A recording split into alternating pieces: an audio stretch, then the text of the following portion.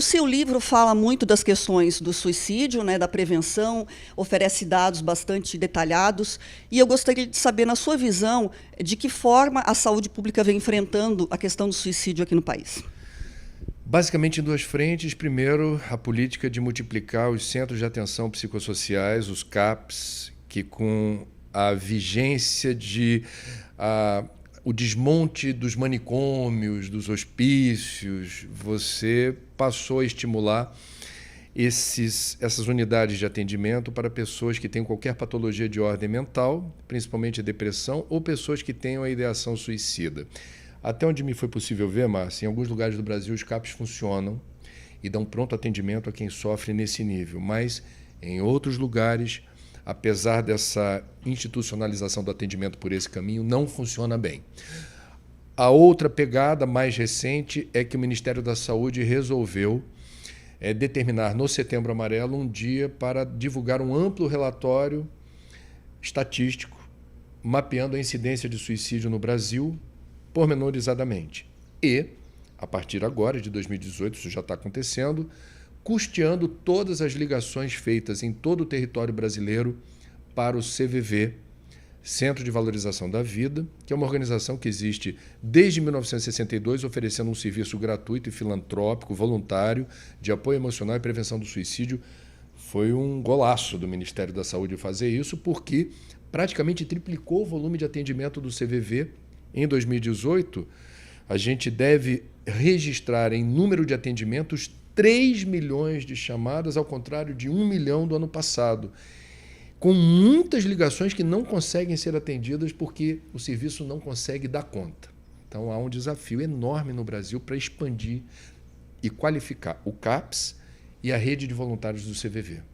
A gente percebe na saúde pública, nos atendimentos de postos de saúde, por exemplo, que na grande maioria não há psiquiatra, né, e nem psicólogo. Isso acaba sendo um encaminhamento pós a primeira consulta. Mas há medicalização desses pacientes, muitas vezes por um clínico geral que não é um especialista, né? Essa é uma preocupação também da questão toda do tratamento do suicídio, da depressão, principalmente, que gera o suicídio. Você está falando de um assunto muito sério, muito grave, que é a facilidade com que certas drogas são aplicadas, que vão modificar o sistema nervoso e vão causar dependência. E nem sempre elas são, e digo isso com muito respeito, eu não sou psicólogo ou psiquiatra, mas eu já ouvi vários psiquiatras e psicólogos que denunciam a facilidade com que se receita certas drogas sem que sejam as mais indicadas para certas patologias de ordem mental. Podem até agravar a situação. Então, temos esse problema. O outro é que nas faculdades de medicina, suicídio ainda é um tabu. A maioria dos médicos formados no Brasil não sabe o que fazer com uma pessoa que tenha, por exemplo, realizado uma tentativa, uma sobrevivente de si mesma, que pede ajuda, e não se tem a compreensão da necessidade de uma abordagem multidisciplinar, sistêmica. Isso encarece o tratamento, mas é por aí que tem que se ir, porque a questão da prevenção e da pós-venção do suicídio está fora do conhecimento de quem passou pela faculdade de medicina, fez residência, se formou e não sabe como lidar com isso. É grave. Existe um livro no Rio de Janeiro, escrito por médicos, chamado Trocando 6 por Meia Dúzia, em que há um relato que me impressionou muito, e isso aconteceu numa unidade da rede pública, em que uma pessoa politraumatizada por tentativa de suicídio, ocupando um leito de um hospital, é advertido, é chamado a atenção por um médico que diz assim: da próxima vez seja mais competente, porque você está ocupando um leito de alguém que quer viver. Isso não é medicina. Isso, a meu ver, deveria ser objeto de um processo no Conselho Regional de Medicina. E isso revela ignorância. Então a gente tem que mudar essa cultura. O seu livro, o livro do Andrew Solomon, né, que fala Demônio do Meio-Dia, são, eu considero, obras muito importantes porque tem um relato pessoal, um relato sentimental, mas um relato também estatístico né? A informação continua sendo o grande negócio para a gente poder passar todos esses detalhes e fazer levar ao grande público a necessidade de se falar de suicídio, né? Antigamente, no jornalismo, nós sabemos disso, sempre, até hoje ainda costumam dizer que não se deve falar, porque isso acaba incentivando, sempre foi um clássico, né, dentro do jornalismo. Qual a sua opinião? Quem é da área da saúde pública aprende rápido que não é possível reduzir estatística de morbidade ou mortalidade de qualquer doença, de qualquer mal ou transtorno, sem informação. Então, como é que a gente reduz incidência de diabetes? As pessoas precisam saber o que é diabetes e como é que elas podem controlar a taxa de açúcar, etc. Como é que reduz obesidade mórbida, tuberculose, hanseníase, AIDS e doenças sexualmente transmissíveis? Com informação. Como é que eu me previno? Como é que eu reduzo dano? Verão está chegando. A gente está conversando aqui já no encaminhamento da estação mais quente do ano, quando os mosquitos se multiplicam alucinadamente. No Brasil, o mosquito mata. Então, como é que eu me previno de dengue, zika, chikungunya e na região norte de malária? Com informação. Informação é a ferramenta mais básica para você promover saúde pública. Informação é o ponto de partida. E sem informação a gente agrava esse problema. No caso específico do suicídio, a informação pode salvar vidas e a informação cumpre eu diria, um benefício adicional que é desmistificar o assunto, porque suicídio, como depressão, são ainda objeto de muito tabu, há um estigma. E a gente vive numa sociedade, infelizmente, onde existe a ditadura da eterna alegria. Todo mundo tem que estar sempre de bem com a vida. Todo mundo tem que bater várias fotos ao longo do dia, selfies, para dizer, olha onde eu estou, olha com quem eu estou, olha o que eu estou fazendo.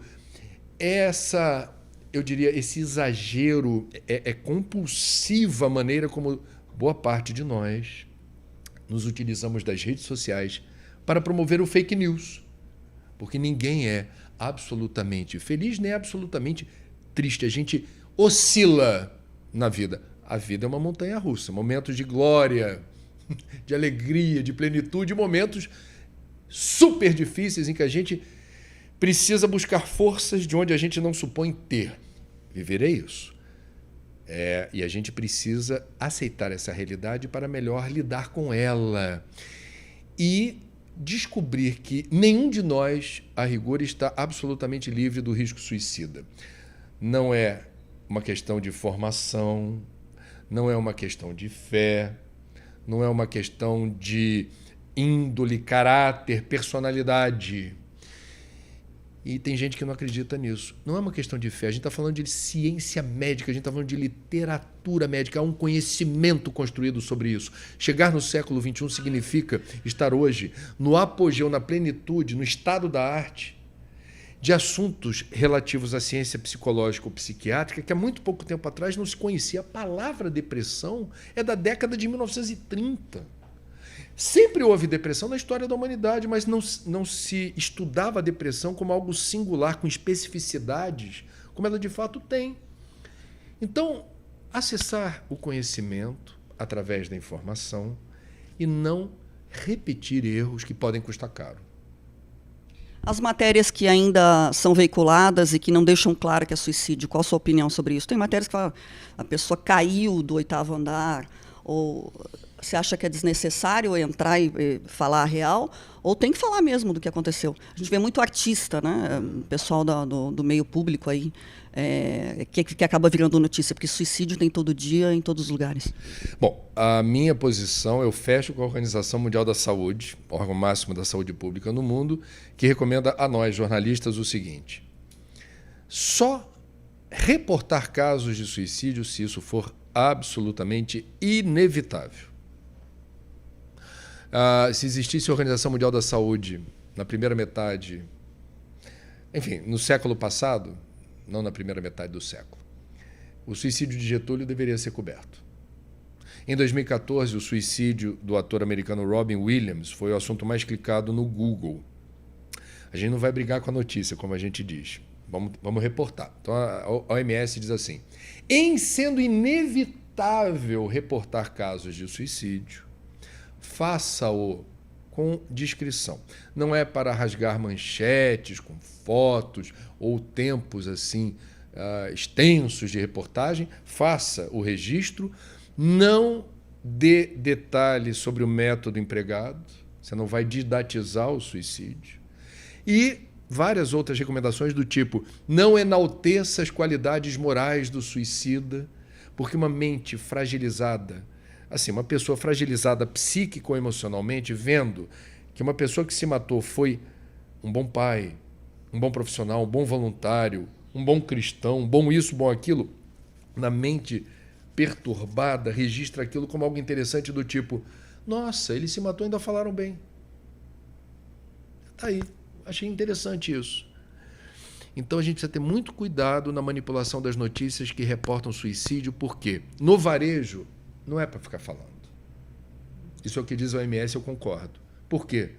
Porque a informação relevante é como as pessoas precisam saber que suicídio é caso de saúde pública, o que fazer se você estiver numa situação de risco e quais são as situações de risco, a quem procurar, que serviços existem para te apoiar.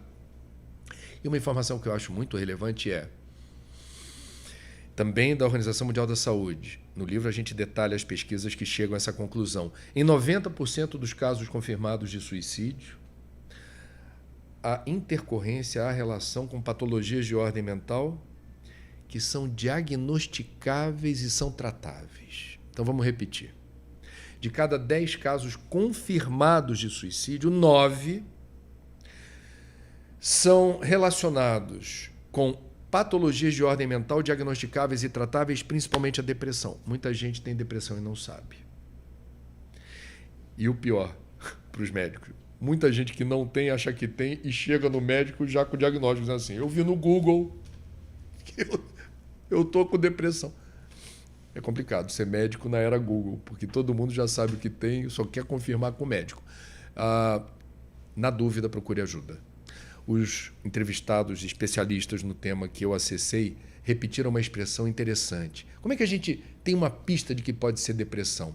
Eles chamam a depressão de tristeza persistente. Passou de 10 dias ou 2 semanas com aquela sensação assim de opressão no peito, coração estilhaçado e, por vezes, e isso é muito angustiante, não saber qual é a causa. Você não está associando essa dor a uma causa específica. Procura ajuda, pelo amor de Deus.